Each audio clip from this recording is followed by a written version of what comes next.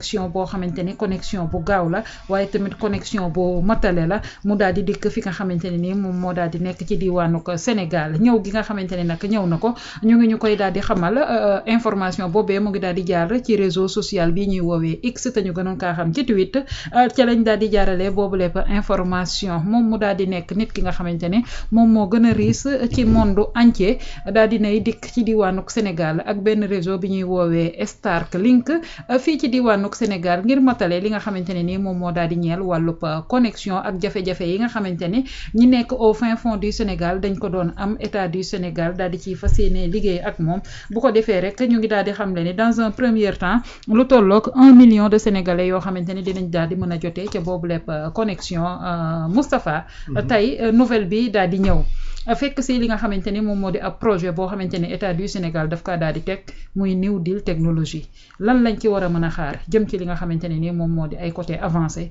ak état bu Sénégal. li ñu def mooy rafetlu ko déjà man rawaan li may njëkk a saluer mooy vitesse bi nga xam si ni moom la gouvernement bi moom lay réagir par rapport à pour mettre en œuvre les promesses yi mu defoon. Le président de la République Bassirou Diomaye Diakhar Faye le 31 décembre bii la ko annoncé woon ci discours bi mu def à la nation wax ni année bii nii dinañ fexe ba jéem a connecté lu mat 1 million de personnes ba ñu mën a am accès à internet mu bañ a doon luxe contre ñoom ci même discours bi mi ngi wax ni pour la première fois dans l'histoire plus de 830 000 personnes ont eu accès à l'électricité.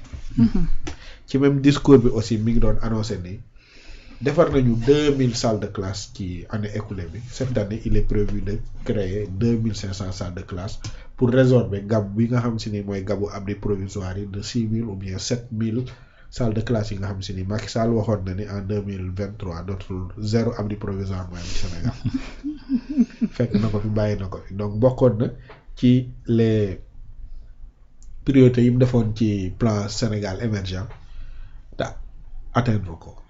rawat bëgg naa benn jour ñu waxtaan ci plan Sénégal émergent amul benn objectif bu ñu fixé bu ñu atteindre benn. Inch'Allah. Y compris la connectivité bii nii. voilà ñoo pare ñu jàpp date. non il faut dañu jàpp date loolu c'est comparaison entre l'agenda et le exactement et plan bi. boobu ngay sentir dëgg-dëgg ce sursaut patriotique entre les autorités xam nga budget en droit budgétaire dañ lay wax ni c'est l'indication de l'intention des autorités yu nekk ci pouvoir bi. donc lii xew nii ci connectivité bi ak l'arrivée de Starlink. 5000 kits ñu mën a atteindre 1 million de personnes président moom moo ko waxoon bi ñu waxee ni danañ wàññi balaa fin d'année bi électricité wàññi nañ ko. bi ñu waxee ni dinañ wàññi les denrées de première nécessité respecté nañ ko wàññi nañ ko bi ñu waxee ni danañ recruter 5000 enseignants recruter nañ leen de la même manière maa ngi gis léegi au niveau des réseaux sociaux surtout avec Lamine Niass que je salue bien. oui Promoren. oui li ñu waxoon ci le grand transfert d'eau.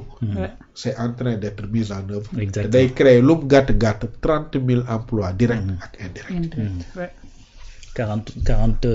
46 millions de mètres cubes d'eau. de 46 millions de mètres cubes yooyu dañ ko doon perte. ñu koy récupérer fan xool fi ñu koy yóbbu Kaffrine. c'est ça. Këru Saalum. bi nga xam si ni benn bay lañ doon bay par saison mooy bayu nawet bi. donc il suffit simplement nga di foofu. 36 milliards d'investissement. 36 milliards d'investissement. c'est-à-dire que sunu gars yi xaalis bi ñu leen di toppee. 30 000 personnes ñoo ci am liggéey c'est-à-dire que loolu est-ce que nit ñi ñu ngi koy analyser di def la comparaison xoolal ni ñu banaliser woon milliards. fii am na benn nit bi ñu ko woowee dafa cautionner daanaka lu tolloog 36 milliards pour mën a am liberté. te alors que 36 milliards grand transfert d'eau yooyu lay créer condition wu presque 60 000 nit ñu ciy jariñ boo defee ramification bi. nit ñooñu bu fekkee kenn ku ci nekk 5 personnes nga am ñooy dundal xoolal ñaata nit la.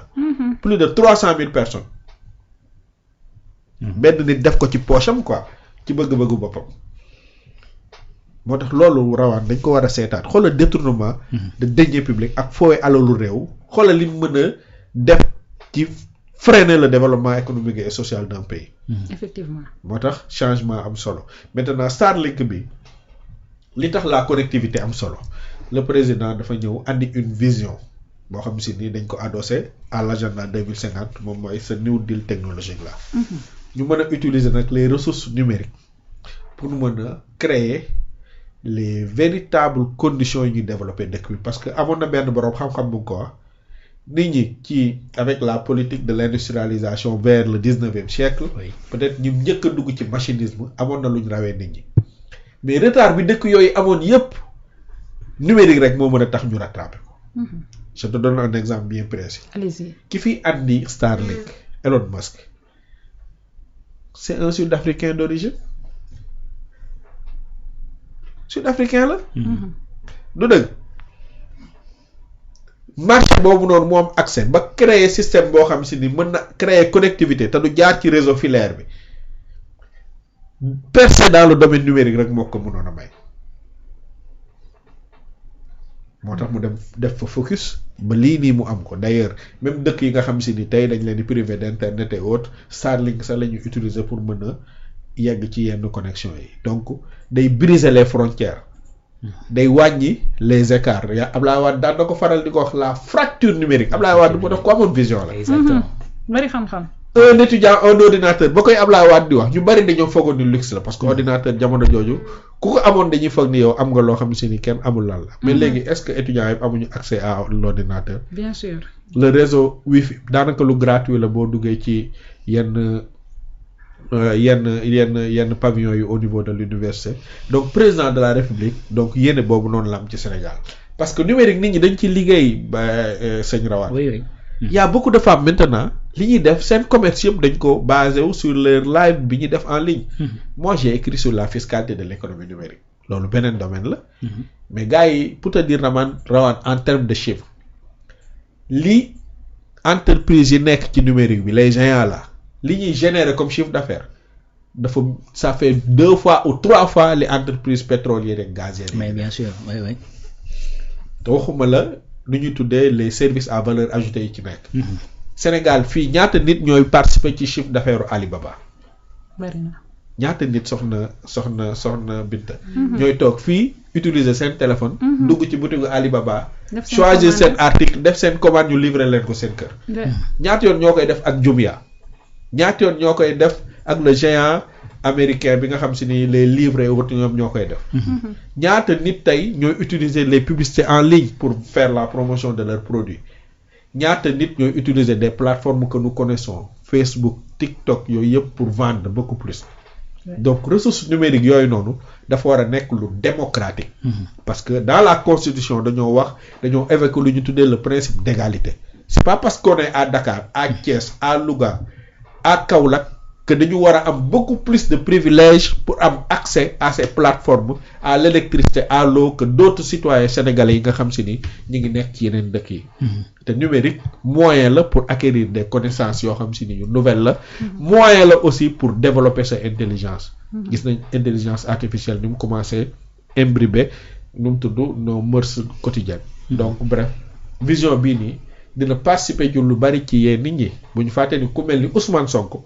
bu amul woon tey réseau internet bu dense au Sénégal bu amul woon li ñuy woowee le numérique xëy na percée du yomb parce que média classique yëpp lañ ko tëjaloon plateforme am la doon utiliser di communiquer ak sénégalais yi. di leen yee di leen expliquer di leen jox discours bu leen convaincre ba ñu suivre ko ci dans sa vision donc numérique lu am solo la.